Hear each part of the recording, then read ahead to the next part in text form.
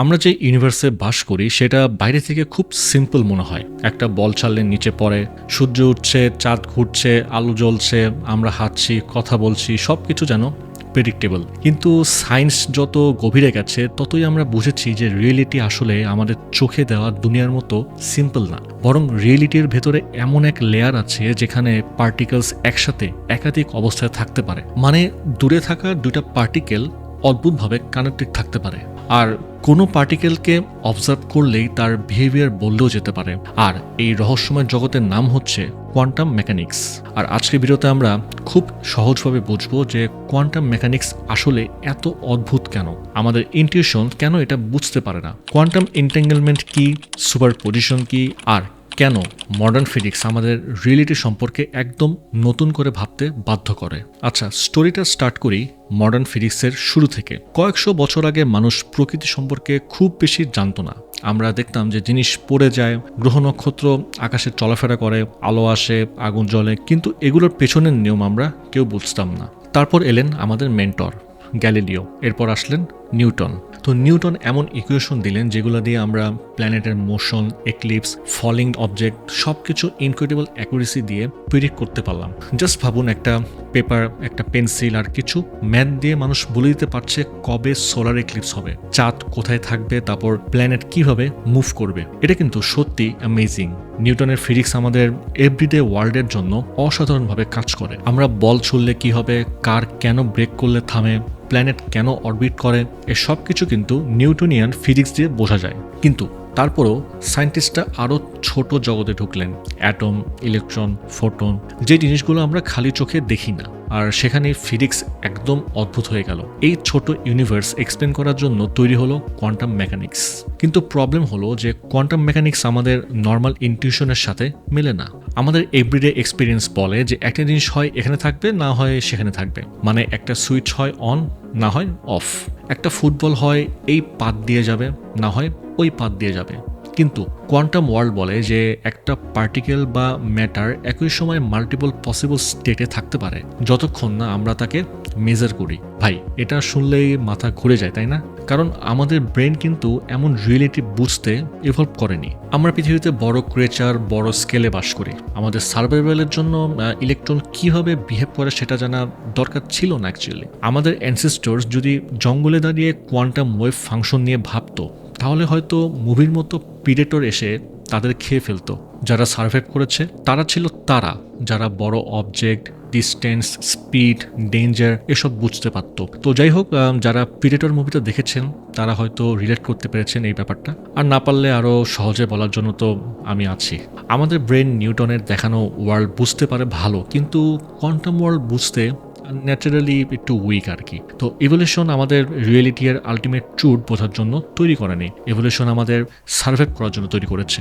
এই দুটো জিনিস কিন্তু সেম না। আপনি বাঁচতে হলে আপনাকে জানতে হবে যে খাবার কোথায়, বিপদ কোথায়, আগুন মানেই গরম, রক মানে হার্ড, এবং কোন অ্যানিমেলটা ডেঞ্জারাস আপনার জন্য। কিন্তু black hole, big bang, electron spin, wave function এসব জানার সার্ভাইভাল ভ্যালু ছিল না।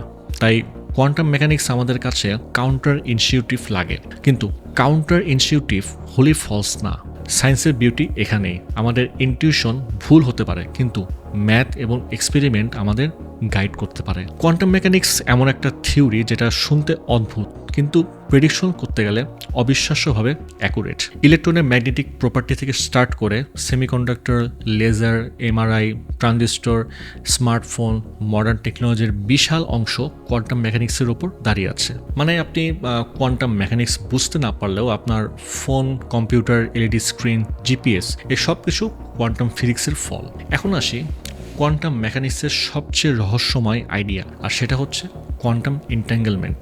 একটু সহজভাবে ভাবুন, দুটো পার্টিকেল একসময় ইন্টারেক্ট করলো, এরপর আপনি একটা পার্টিকেল পৃথিবীর এক পাশে রাখলেন এবং আরেকটা পার্টিকেল মহাকাশের দিকে দূরে পাঠিয়ে দিলেন আর কি। তো এখানে ক্লাসিক্যাল ফিজিক্স অনুযায়ী তারা আলাদা হয়ে গেলে আলাদা ইন্ডিপেন্ডেন্ট অবজেক্ট হওয়া উচিত, কিন্তু কোয়ান্টাম মেকানিক্স বলে যে কিছু ক্ষেত্রে তাদের স্টেট এমনভাবে কানেক্টেড থাকে যে একটার মেজারমেন্ট করলে আরেকটার রেজাল্টের সাথে ইনস্ট্যান্ট কো রিলেশন দেখা যায়। আইনস্টাইন এটাকে বলেছিলেন যে spooky action at a distance, কারণ এটা শুনতে মনে হয় যে দুই পার্টিকেল যেন দূর থেকে কথা বলছে, কিন্তু এখানে খুব ইম্পর্টেন্ট একটা বিষয় আছে। এন্ট্যাঙ্গেলমেন্ট মানে এই না যে আমরা আলোর গতির চেয়ে ফাস্টার মেসেজ পাঠাতে পারছি।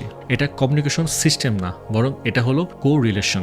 আপনি একটা পার্টিকেল মেজার করলে অন্য পার্টিকেলের সাথে রেজাল্টের ডিপ রিলেশনশিপ পাওয়া যায়। এটা এমন না যে আপনি এক পার্টিকেল দিয়ে দূরের পার্টিকেলকে কন্ট্রোল করে সিক্রেট মেসেজ পাঠাতে পারবেন। তারপরও এন্ট্যাঙ্গেলমেন্ট আমাদের স্পেস, ডিস্টেন্স এবং কানেকশন সম্পর্কে গভীর প্রশ্ন করতে বাধ্য করে, কারণ দুইটা অবজেক্ট এত দূরে থেকেও কিভাবে এক সিস্টেমের মতো বিহেভ করতে পারে এটা ক্লাসিক্যাল রিয়েলিটি দিয়ে বোঝা অনেক কঠিন। তো কোয়ান্টাম এন্ট্যাঙ্গেলমেন্ট শুধু থিওরি না, এক্সপেরিমেন্টে বারবার কনফার্ম হয়েছে এটা। ল্যাবে সায়েন্টিস্ট এন্ট্যাঙ্গেল পার্টিকেলস তৈরি করেন, তাদের আলাদা করেন, তারপর মেজারমেন্ট করেন, আর দেখেন যে তাদের বিহেভিয়ার ক্লাসিক্যাল ফিজিক্স দিয়ে এক্সপ্লেন করা যায় না।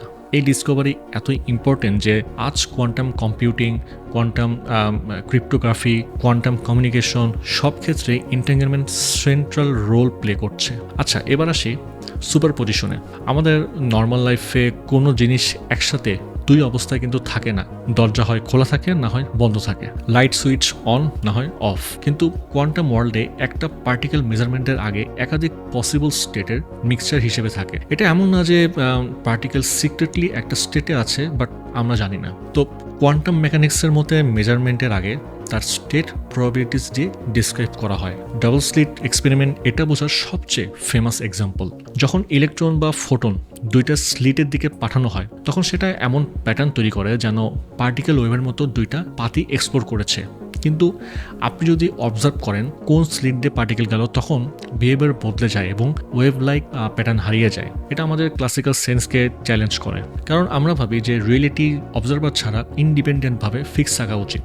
কিন্তু কোয়ান্টাম মেকানিক্স দেখায় যে মেজারমেন্ট রিয়েলিটি এর ডিসক্রিপশনে ইম্পর্টেন্ট রোল রাখে। এখানেই আসে মেজারমেন্ট প্রবলেম। পার্টিকেল মেজারমেন্টের আগে প্রবাবিলিটি ওয়েভ দিয়ে ডিসক্রাইব হয়, কিন্তু মেজার করার পর আমরা নির্দিষ্ট রেজাল্ট পাই। কেন?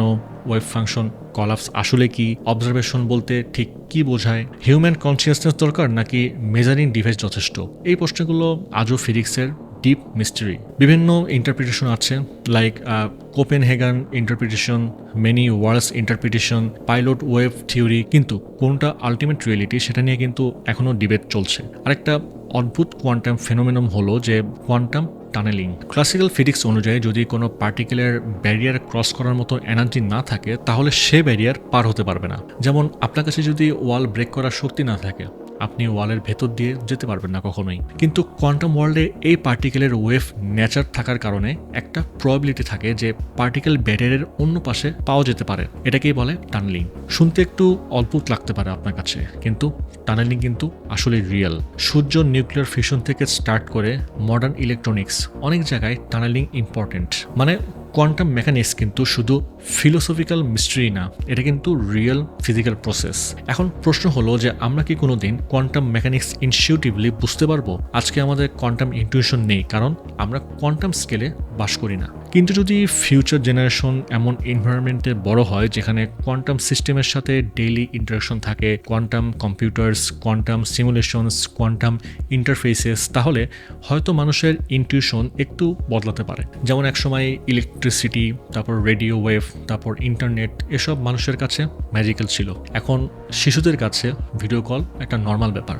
এক্সপেরিয়েন্সই ইনটিউশন তৈরি করে। হয়তো একদিন মানুষ কোয়ান্টাম প্রবাবিলিটি আর এনট্যাঙ্গেলমেন্টকেও অনেক ন্যাচারালভাবে ভাবতে স্টার্ট করবে, কিন্তু সেটা কতদূর সম্ভব আমরা আসলে জানি না। কারণ আমাদের ব্রেন কিন্তু বায়োলজিক্যাল ইভলিউশনের প্রোডাক্ট। আমরা সার্ভাইভালের জন্য বানানো ক্রিয়েচার, ইউনিভার্সের আলটিমেট ট্রুথ বোঝার জন্য পারফেক্ট মেশিন না। তারপরেও কিন্তু আমরা ম্যাথমেটিক্স ব্যবহার করে সেই হিডেন রিয়েলিটিতে ঢুকতে পারি। এটা মানুষের সবচেয়ে বড় অ্যাচিভমেন্টগুলোর একটা স্পেসিস যারা মিল্কি ওয়ে গ্যালাক্সির ছোট্ট প্ল্যানেটে বাস করে, তারা পেন্সিল আর পেপার দিয়ে ইলেকট্রনের বিহেভিয়ার 10 ডেসিমেল প্লেস পর্যন্ত প্রেডিক্ট করতে পারে। এটা কিন্তু সত্যি অ্যাস্টনিশিং।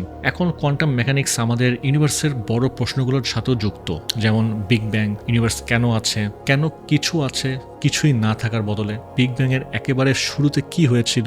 আমরা বিগ ব্যাং এর পরের খুব অল্প সময় সম্পর্কে অনেক কিছু বুঝতে পারে, কিন্তু একদম বিগিনিং পয়েন্ট যেখানে কোয়ান্টাম মেকানিক্স আর গ্র্যাভিটি একসাথে কাজ করেছিল, সেটা এখনও কিন্তু মিস্ট্রি রয়েছে। এখানে কোয়ান্টাম গ্র্যাভিটির দরকার। জেনারেল রিলেটিভিটি আর গ্র্যাভিটির এবং স্পেস টাইমের লার্জ স্কেল বিহেভিয়ার বোঝায়। কোয়ান্টাম মেকানিক্স আমাদের টাইনি পার্টিকেলসের বিহেভিয়ার বোঝায়। কিন্তু ব্ল্যাক হোলের সেন্টার বা বিগ ব্যাংয়ের বিগিনিংয়ের মতো জায়গায় দুটো থিওরি একসাথে দরকার, কিন্তু এখনও কিন্তু আমাদের কাছে কমপ্লিট কোয়ান্টাম গ্র্যাভিটি থিওরি নেই। ব্ল্যাক হোলের ভেতরে আসলে কি আছে, সিঙ্গুলারিটি কি সত্যি রিয়েল কিনা, স্পেস টাইম নিজেই কোয়ান্টাম স্ট্রাকচার দিয়ে তৈরি কিনা, এসব এখনও ফিজিক্সের সবচেয়ে বড় আনঅ্যান্সার্ড কোয়েশ্চেন। কোয়ান্টাম মেকানিক্স আর গ্র্যাভিটি একসাথে পুরোপুরি মিললে হয়তো একদিন আমরা এই রহস্যগুলোর অ্যান্সার পাবো, কিন্তু সেদিন এখনো আসেনি। কোয়ান্টাম মেকানিক্স আমাদের আরেকটা বড় রিয়েলাইজেশন দেয়, আমাদের অস্তিত্ব নিজেই একটা বিশাল ওয়ান্ডার। বিগ ব্যাং থেকে আজ পর্যন্ত অসংখ্য কোয়ান্টাম ইভেন্ট ঘটেছে, আর প্রতিটা ইভেন্ট একটু ভিন্ন হলে হয়তো স্টার্স তৈরি হতো না, পৃথিবী তৈরি হতো না, লাইফ ইভলভ করতো না, আর আমরা এখানে থাকতাম না। আমরা শুধু ইউনিভার্স অবজার্ভ করছি না, আমরা ইউনিভার্সের সেই অংশ যে নিজেকে বুঝতে চেষ্টা করছে। অনেকে ভাবে যে সায়েন্স জানলে মিস্ট্রি কমে যায়, কিন্তু আসলে সায়েন্স মিস্ট্রিকে আরও গভীর করে। একটা ফুলের রং যে ইলেকট্রন এনার্জি লেভেল আর ফোটন ওয়েভলেন্থের কারণে তৈরি হয়, এটা জানলে ফুল কম সুন্দর লাগে না, বরং আরও অ্যামেজিং লাগে। কারণ তখন আমরা শুধু বিউটি না, বিউটির পিছনে মেকানিজমটাও কিন্তু বুঝতে পারি। তো কোয়ান্টাম মেকানিক্স আমাদের শেখায় যে রিয়েলিটি আমাদের চোখে দেখা রিয়েলিটির চেয়েও অনেক বড়। টেবিল সলিড মনে হলেও অ্যাটম লেভেলে সেটা mostly MT space. Colour real মনে হলেও সেটা লাইট ওয়েভলেন্থ আর ব্রেনের প্রসেসিংয়ের একটা রেজাল্ট।